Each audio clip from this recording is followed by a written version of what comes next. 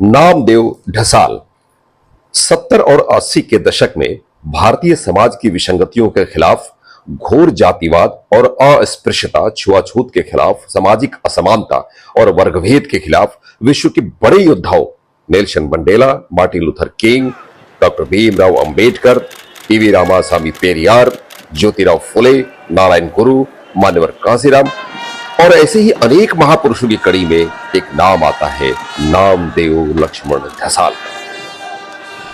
साक्षात धरती के नरक को हमने अनुभव किया इस शहर में। बहने वाली गटर गंगाएं, नालियों से बहता गंदा पानी चारों ओर, प्रदूषित हवा और बीमारी के जंतुओं की खैरात। थाली लेकर बैठे तो थाली की ओर छलांग लगाने वाले कीड़े नरक के। पेट की आग ने कहां लाकर पटक दिया है हमें। सारी डोर काट दी गई गांव ठाव की, घर लौट जाने की। मी जय भीम घेताच तुले मोठा राग आला। ये कुछ मराठी दोन वर्ग कविताएं शिकला हैं नसल पण मोठा जिनका सार ये है, कोयटासारखा पडून होता, जैसे भोगत होत्या माशा। नहीं, आपने अपना सामान्य ज्ञान इतना सिखा दिया है, आप में कोई साहस नहीं है, आप में कोई साहस नहीं है, लेकिन आप अपने खून में जाति का अंतर बता सकते हैं। और जैसे ही मैंने जय भीम कहा, आप बहुत नाराज हो जाते हैं। और इस तरह से कई उनकी कविताएं हैं जिसमें वो कहते हैं कुछ संदर्भ को लेकर के, और आखिर में कहते हैं कि जैसे ही मैंने जय भीम कहा, आप नाराज हो जाते हैं। सो बहुत संवेदनशील कविताएं ये हैं। आगे हम और जिक्र करेंगे उनकी कविताओं के बारे में। नामदेव ढसाल नहीं रहे, लेकिन कुछ शख्सियतें कभी खत्म नहीं होती। दुनिया को राह दिखाते वे कहीं क्षितिज के पार ओझल हो जाते हैं और अनंत काल तक जगमगाते रहते हैं। नामदेव ढसाल उन्हीं में से एक थे। 15 जनवरी 2014 को बॉम्बे हॉस्पिटल के आईसीयू में उन्होंने अपनी आखिरी सांसें ली। वे 64 साल के थे। वे मराठी क्रांतिकारी, परिवर्तनगामी और आक्रोश पूर्ण भाषा रचने वाले कवि के रूप में पूरी दुनिया में विख्यात थे। वे दलित थे। दलितों के आत्मसम्मान की लड़ाई उन्होंने मरते दम तक लड़ी। इस आत्मसम्मान की लड़ाई को सांगठनिक ढांचा देने के लिए 23 साल की उम्र में कुछ साथियों के साथ मिलकर दलित पैंथर की स्थापना की। साहित्य अकादमी ने उन्हें जीवन गौरव पुरस्कार से सम्मानित किया और भारत सरकार ने पद्मश्री प्रदान किया। नामदेव ढसाल की जीवन यात्रा चौंकाने वाली है। 15 फरवरी 1949 को आजाद भारत में वे पैदा हुए।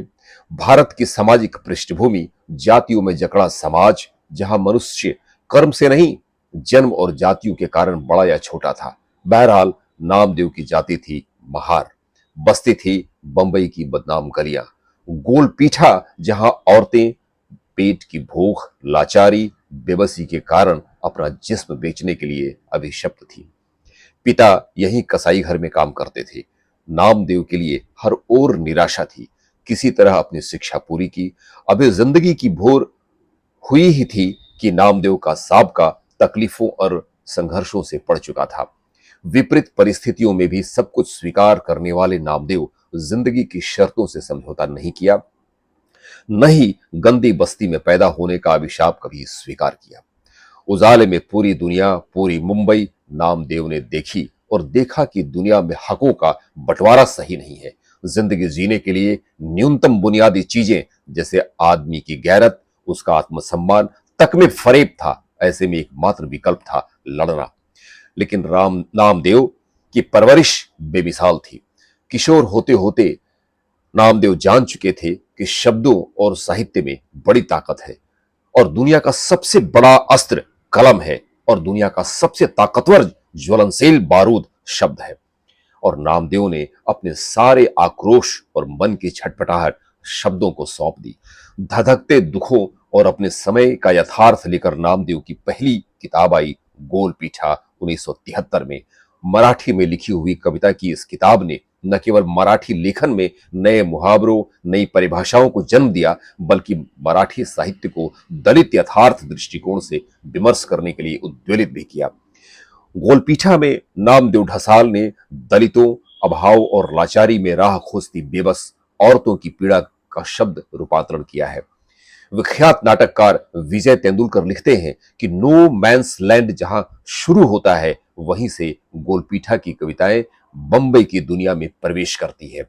और यह दुनिया बेशर्म थी, थकी हारी झुलसी हुई संवेदनाएं थी, मानव देह की दुर्गंध थी, भिखारी थे, जेबकतरे थे, भड़ुए थे, हिजड़े थे, चकले थे, दलाल थे, और इन सब के बीच नामदेव आक्रोश और घृणा की सांस ले रहा था। उसने अपनी कविताओं के जरिए अपने लोगों के दिलों में गुस्सा भरा, दलित युवाओं के मन में विद्रोह का बीज बोया।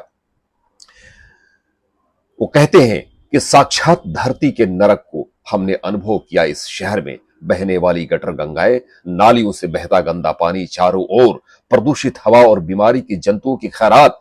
थाली लेकर बैठे तो थाली की ओर छलांग लगाने वाले कीड़े नरक के। पेट की आग ने कहां लाकर पटक दिया है हमें। सारी डोर काट दी गई गांव ठाव की, घर लौट जाने की। नामदेव अपनी बातें साफ साफ शब्दों में दुनिया के सामने रखने में विश्वास रखते थे। न किसी का डर, न किसी का खौफ, निर्द्वंद बेबाक अपना सारा गुस्सा, क्षोभ शब्दों में रूपांतरित कर दिया। नामदेव पिछले कुछ वर्षों से कैंसर से पीड़ित थे। बुधवार 15 जनवरी 2014 को बॉम्बे हॉस्पिटल में उन्होंने आखिरी सांस ली। उनकी एक बड़ी चर्चित कविता याद आती है जो उन्होंने डॉक्टर अंबेडकर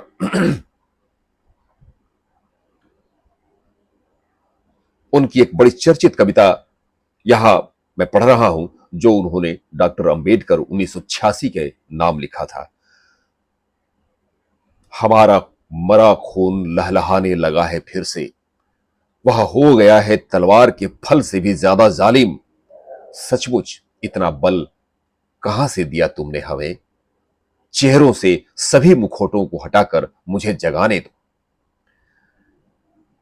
वो आखिरी लाइन में कहते हैं कि आखिरी तृष्णा का घर ध्वस्त कर मैं आ रहा हूं तुम्हारे पास। कितना दर्द है इन कविताओं में। 1975 में गोलपीठा के प्रकाशित होने के बाद नामदेव ढसाल कवि के रूप में स्थापित हो गए। उसके बाद उनकी कई किताबें प्रकाशित हुई। मूर्ख बूढ़े ने पहाड़ हिलाया 1975 में आई। हमारे इतिहास की एक अपरिहार्य पात्र प्रियदर्शनी 1976 में आई। तुम्हारी यत्ता क्या है 1981 में। खेल 1983 में। गांडू बगीचा 1986 में। गाड्डू बगीचा 1986 में। इस सत्ता में मन नहीं रमता 1995 में। मैंने मारे सूरज के रथ के 7 घोड़े 2005 में। तुम्हारी अंगुली पकड़कर चल रहा हूं मैं 2006। और इस तरह कई कविताएं किताबों की उनकी आई। नामदेव ढसाल ने अपने एक संग्रह में लिखा है कि मेरे लिए शब्द पिस्तौल की गोलियां हैं, न कि दीपावली में छोड़े जाने वाले पिस्टल। इन्हें सही मौके पर एवं मित्रों के लिए करना चाहिए। दलितों के आत्मसम्मान एवं अधिकारों के लिए नामदेव ढसाल ने सन 1966 में दलित पैंथर नामक संगठन की स्थापना की। मूलतः अमेरिका के अश्वेत आंदोलन ब्लैक पैंथर से प्रेरित होकर इनकी स्थापना की गई थी। वे अपने को पैंथर कहलाना पसंद करते थे क्योंकि उनका मानना था कि पैंथर की तरह विरोधियों और शोषकों की असीम ताकत या शक्ति के खिलाफ उन्हें अपने हक की लड़ाई लड़नी पड़ेगी। आज वो हमारे बीच नहीं है, किंतु उनके जज्बात और इरादे हमारे बीच हैं।